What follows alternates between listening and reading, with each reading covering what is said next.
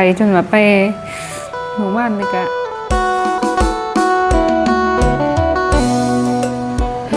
เปิดภาพมามันพ่อแม่พี่น้องเนาะยังอยู่เพื่อนคือเก่าคือเดิมเลยนี่เนาะยามเสาร์แต่สาวขนาดหมอกำลังย่อยพี่น้องเนาะตื่นสาวมาสนิทกันยังบ่ทันได้ไปถ่ายคลิปทางอื่นพี่น้องเนาะเมื่อจะว่าสนิทกันบ่สบายมาหลายวันแล้วพี่น้องเนาะนี่ก็เสียงก็แบบบ่อยากได้พี่น้องเนาะไปหาบางนึงในเรือนสร้างสนิทกันพี่น้องเนาะเพราะว่าปกติสนิทก็ไปหาถ่ายคลิปถ่ายสังเขตเนาะพี่น้องเนาะนี่ก็ได้มือแล้วบ่ได้ถ่ายคลิปเลยเนาะนี่ย่าสนิทกันเลยจะบ่ฮู้ว่าย่าหยังแน่หลายอย่างเติบไปกวดมาพี่น้องเนาะตั้งกล้องกันพี่น้องเนาะบ่ว่าสิแจ้งหรือบ่เนี่ยเพราะมันก็อยากสิมืดแน่พี่น้องไปสักพุ่นน่ะก่อนอื่นก็กับทักทายสวัสดีเด้ออีพ่ออีแม่ FC สุขคนเนาะบ่ว่าอยู่ภายในและก็ต่างประเทศพี่น้องเนาะกันยินดีเข้าสู่2เช้านี้มื้อนี้เนาะมาพบมาพอกันเช่นเก่าเช่นเคยมื้อนี้พ่อแม่พี่น้องเนาะสนิทก็เว้าบ่ค่อยได้เพิ่นเจ็บคอเนาะไปกวดมาเมื่อวานนี้พี่น้องเนาะเพราะว่าสนิทกระด้นแล้วบ่ได้ลงคลิปพี่น้องเนาะ2-3 มื้อแล้วบ่ได้ปล่อยคลิปออกเนื่องจากว่าอาการสนิทแบบเว้าบ่ได้นะพี่น้องเนาะตอนนี้สนิทก็ยังเว้าบ่ได้เพราะว่าเป็นในลำคอสนิทเป็นตุ่มพี่น้องเนาะตามโพรงปากยังบ่ฮู้ว่าสิเป็นพยาธิยังภูมิแพ้ยังพี่น้องเนาะเป็นตุ่มน้อยๆใสๆไปกวดท่านหมอเพิ่นว่านพี่น้องเนาะทีนี้ไปกวดท่านหมอเพิ่นว่าไข้หอนในเนาะเพิ่นว่าไข้หอนในแล้วเป็นตุ่มตามดินซังก็มีหมดอันนี้กินยังบ่ได้เลยเดี๋ยวนะคะเอาความพิหายพี่น้องหลอมหมดทั้งคองขางเลยลิ้นชนิดทั้ง2 ปีค้างเลยพี่น้องเนาะ2-3 มื้อนี่เปิดคลิปบ่ได้พี่น้องเนาะเว้าเองก็บ่ได้เด้2 มื้อมื้อนี้กำลังรู้สึกว่าสิคล้ายๆแน่พี่น้องเนาะก็เลยแบบเปิดกล้องแล้วอีพ่ออีแม่ FC ว่าชนิดหายหน้าหายตาไปซ้ายโดยคือว่าบ่เห็นเนาะคือว่าบ่เห็นมาเปิดคลิปเปิดหยังถ่ายคลิปถ่ายอีหยังเนาะอย่าง FC เพิ่นท้องคอยถามพี่น้องเนาะเนื่องจากว่าสนิทก็บ่สบายพี่น้องเนาะนับแต่พูดละสนิทช่วงก่อนก็เอาทางหนองพินเพิ่นไปรับหน้าซอยพี่น้องเนาะไตครัวที่ว่าหนองพินไตนั่นแหละพี่น้องเนาะครัวเพิ่นไปฮักสนิทเต้าลงน้ำเลยพี่น้องเนาะฮักแล้วก็แล่นเลยตกไปบ่ตั้งใจนะเนาะสนิทก็บ่คิดบ่ฝันแหละว่าสิได้มานั่งฮอดจุดนี้อีกพี่น้องเนาะเพราะว่าน้ำเขาดังแล้วพี่น้องตกลงไปน้ำกับเขาดังสนิทพี่น้องเนาะจนเงยหัวขึ้นมาเนี่ยว่าเงยหัวขึ้นมาคือว่าสิอันนี้แหละก็เพราะว่าสิก็ไข้แน่พี่น้องเนาะก็บ่ประมาททั้งคุณศีลคุณธรรมพี่น้องเนาะคุณพระพุทธคุณพระรัตนตรัยเนาะที่ปกปักรักษาสนิทพี่น้องเนาะถ้าบ่ก็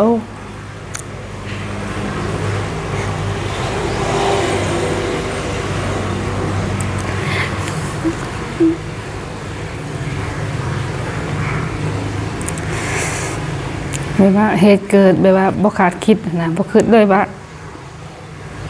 มื้อนั้นครัวสิไปฮักพี่น้องเนาะนับแต่หันมาสนิทกะไข้เลยพี่น้อง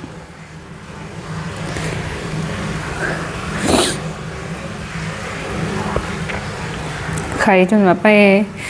เมื่อวานนี่ก็ไป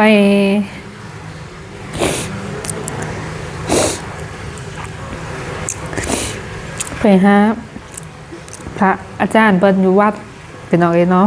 ไปเห็นน้ำรถทีนี้ว่าทางไหนอาจารย์เพิ่นมัดแค้นให้พี่น้องเลยทีนี้สนิทบ่คิดบ่ฟันเลยได้ว่าสิมานั่งเว้านั่งว่าแบบนี้พี่น้องเอ้ยเนาะแบบเหตุเกิดแบบสนิทบ่คิดเลยเพราะว่าอยู่ในหม่องที่ว่าสนิทตกเป็นพระลานหินพี่น้องเอ้ยเนาะพระลานหินงอนบักใหญ่เด้พี่น้องสนิทคิดว่าโอ้ตายคักๆแหละสนิทคิดว่าเนาะก็บ่ประมาทเนี่ยว่าเพราะว่าสนิทก็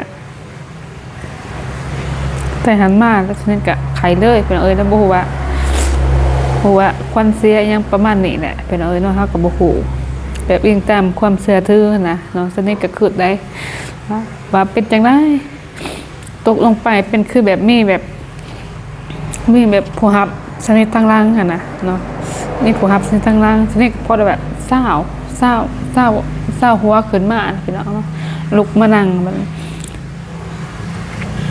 หายไปนิดนึงเลยได้เนาะพอดีสนิทเศร้าขึ้นมากขึ้นพี่น้องเศร้าขึ้นมากขึ้นตกกับโทรศัพท์หน่วยนี่แหละเพิ่นก็จุ่มน้ำกันโทรศัพท์กันพี่น้องเอ้ยที่ว่าสนิทอัดคลิปเดี๋ยวนี้แหละหน่วยนี่น่ะตกนำกันเลยเนาะก็เลยเอิ้นให้อ้ายเพิ่นซอยทางอ้ายเพิ่นแล้วก็ทางเอื้อยเพิ่นซอยแต่หันมาสนิทก็ไข้เลยพี่น้องเอ้ยเนาะบ่เคยไข้แบบนี้นะอาการแบบนี้สนิทบ่เคยจักเทื่อพี่น้องเอ้ยเนาะนับตั้งแต่สนิทหูแล้วก็จำความได้พี่น้องไข้แต่ละครั้งปกติก็สิเจ็บคอธรรมดาเป็นหวัดอีหยังธรรมดาพี่น้องเอ้ยเนาะแต่นี่ก็บ่ฮู้ว่าเป็นอาการจังไดพี่น้องเอ้ยเนาะคนหนาวเนาะอันนี้มือแลให้ไข้ออกหอนเบ้อตามต้นตามโตพี่น้องเอ้ยเนาะสนิทจนบ่อยากเว้าเลยนะนี่รู้สึกว่ามันออกหอนแท้แสบเบิดโป่งดินสนิทแท้นี่กินยาก็หลายยาเลยพี่น้องเอ้ยเนาะจนเปลี่ยนยา2-3 สุดเลยไปหาท่านหมอเพิ่นก็จนบ่หานซักยาให้แหละเพิ่นซักให้แต่เข็มเดียวพี่น้องเอ้ยเนาะเพิ่นให้ยาอัมปีเนี่ยกินตามเสือแน่พี่น้องเอ้ยเนาะนี่บ่สนิทก็บ่ฮู้ดอกว่ายาหยังแบบนี้เพิ่นให้กินวันละ2 เม็ดสนิทก็แฮ่งคนแพ้ยาพี่น้องเอ้ยเนาะกินยาแล้วก็สิเมาสนิทก็ได้นี่พี่น้องเอ้ยเนาะก็บ่ว่ายาหยังเพราะว่าฮอดในเพิ่นได้ว่ายาบางยาอันให้น้ำแน่พี่น้องห่างหุ้นส่วนจำกัดตาใบโพน้ำแน่ให้สนิทแซ่สนามกินพี่น้องเอ้ยเนาะแซ่สนามกินหมด1สนิทแซ่5 เม็ดผลพี่น้องเอ้ยเนาะ5 เม็ดแซ่ตุกน้ำหัวเสืออันนี้ก็สิเป็นยาท่าพงดีพี่น้องเอ้ยเนาะตำเหือกตำยางนี่เป็นตุ่มเบิดเลยพี่น้องตุ่มแบบน้อยๆใส่ๆนะกินยังบ่ได้เลยชนิดกินข้าวก็บ่ได้ข้าวเม็ดแห้งแล้วพี่น้องเอ้ยเนาะเมื่อวานชนิดก็กินนมกล่องเอาเมื่อวานพี่น้องเอ้ยถ้าบอกว่าก็รู้สึกแบบมันแสบๆมันนั่นลิ้นค่ะนี่น้ำที่ว่าชนิดกินพี่น้องกินเป็นประจำเลยท่านหมอเพิ่นบอกว่า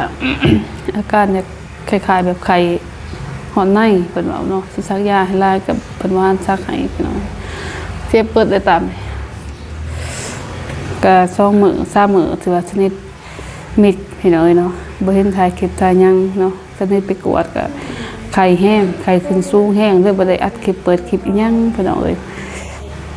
ก็เลยรู้สึกว่าไข้เบาได้แน่นะพี่น้องเนาะรู้สึกว่าเบาได้ก็เลยว่ามันเปิดคลิปให้ทางอีพ่ออีแม่เฮาได้เบิ่งพี่น้องเอ้ยว่าสนิทไปไสคือบ่เห็นเปิดคลิปเปิดหยังหั่นน่ะเนาะสนิทอาการบ่ค่อยสบายพี่น้องเอ้ยเนาะ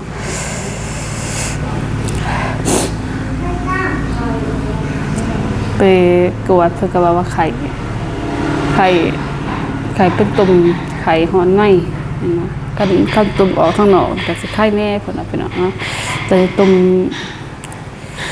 อยู่ข้างในแล้วมันแค่โพรงปากเพิ่นก็บ่สร้างเสือออกไปเอาเนาะอีพ่อแม่ FC ฮู้ก็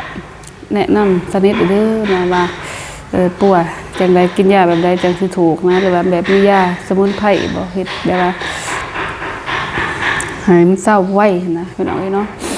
เพราะว่าตรงนี้ก็บอกบ่อยากหลายๆนะพี่น้องเนาะเรียนนี้ซึ่งออกเอาออกมายังบ่อยากหลายบ่ได้วิทย์แต่ฟังอยู่ในพี่น้องเนาะพอแม่ FC ก็เป็นเหมือนกับครอบครัวสนิทนี่แหละพี่น้องเนาะมีหยังก็สนิทกับฝากนำทางพอแม่ FC เนาะสิว่าอาการสนิทเป็นแบบนี้บ่เคยเป็นมาก่อนพี่น้องเนาะแต่มาเจอครั้งนี้นี่แหละพี่น้องเนาะบ่ฮู้ว่าเป็นแบบใดถ้า FC ฮู้ก็ช่วยแนะนำสนิทแน่พี่น้องเนาะว่าสิปวดจังไดจังสิเศร้าพี่น้องเนาะไปสักยุกสักยาก็เมื่อยแหละกินยาก็เมื่อยจนเมากินยาจนเมาพี่น้องเนาะกินใช้2-3 เม็ดนี่ก็เมาสนิทก็ได้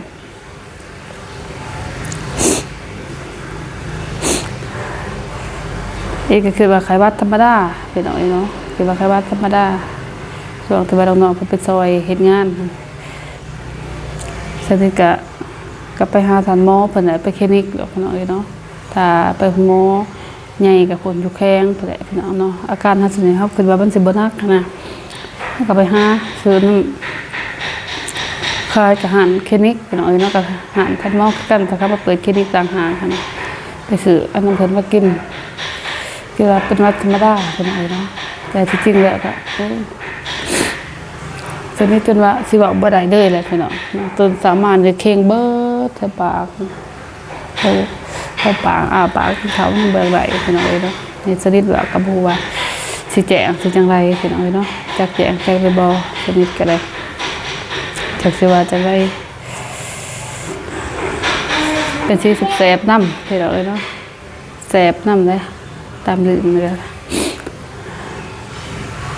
เพราะว่ากินยาก็คือว่า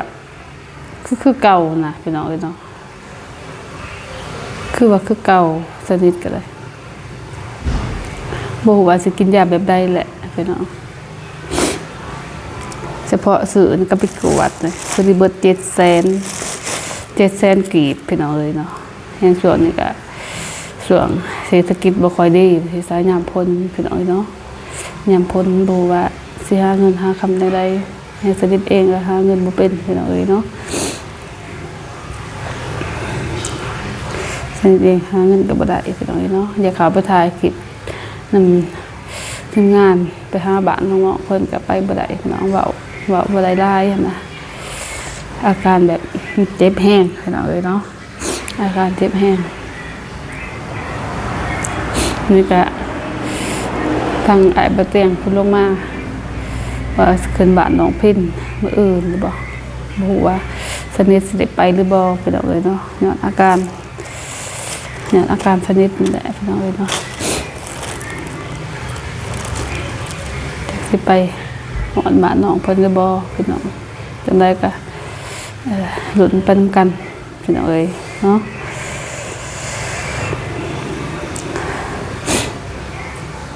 ยามแรงสิไข่เลยพี่น้องยามแรงประมาณ3 โมงแรงเนาะจะได้สิไข่พี่น้องเนาะ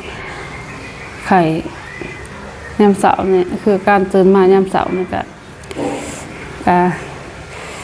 มันเป็นแบบเซิงๆเซ็งๆนะพี่น้องเฮายามคือต่ำสูงเนี่ยนะการสิว่าอาการช่วงนี้แบบสินอนโรงพยาบาลบ่แบบเฮาไปกวดแพทย์เพิ่นก็ว่าบ่พอนอนจังนะเนาะไปรักษาอยู่เฮือนเพิ่นเธอบูว่าจักแสงซานอะไรพี่น้อยเนาะสนิทกับเมื่อยล่ะพี่น้อยเนาะจักสิจังไดการก็เป็น4 มื้อนัก4 มื้อพี่น้อยเนาะที่ว่าตุ่มมันออกมาแห้งนะประมาณช่วงก่อนๆพี่น้องเพิ่นมาซอยงานอาการเพิ่นจะว่าไข้ซื่อๆพี่น้อยเนาะไข้บัดนี้จ่อๆมาแล้วก็ว่าตุ่มมาออกทางโพรงปากนะตามโพรงปากทางแขวทางตามลิ้นพี่น้องบ่เค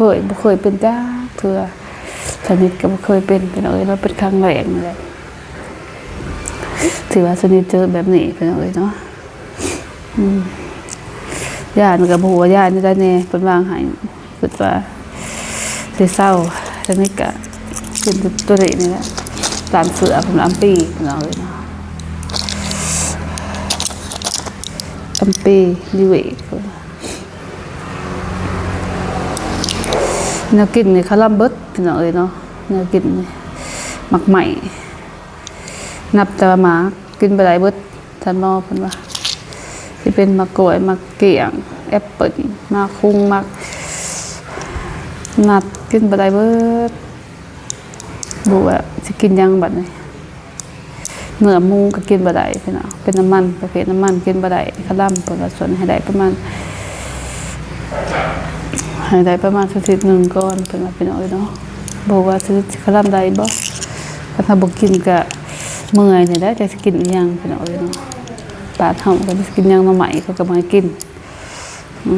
ผักก็บ่ได้กินพี่น้องเอ้ยเนาะจักสิกินอีหยังบ่กินแต่นมนั่นแหละสนิทก็เลยนมกล่องนั่นแหละ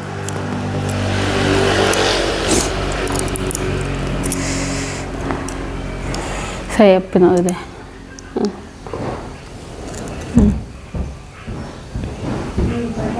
บาทมันบางป้าเลยอยู่ไหนพี่มีในครั้งนึงมีเบิร์ดเหนื่อยไหลดูว่าที่เศร้าหมู่ใดเดี๋ยวเนาะเราหลุมไปทำกันเดี๋ยวชนิดใครในเบาได้กะชนิดก็จังจะออกไปฮะถ่ายคลิปน้องๆผลอีกพี่น้องเอ้ยเนาะ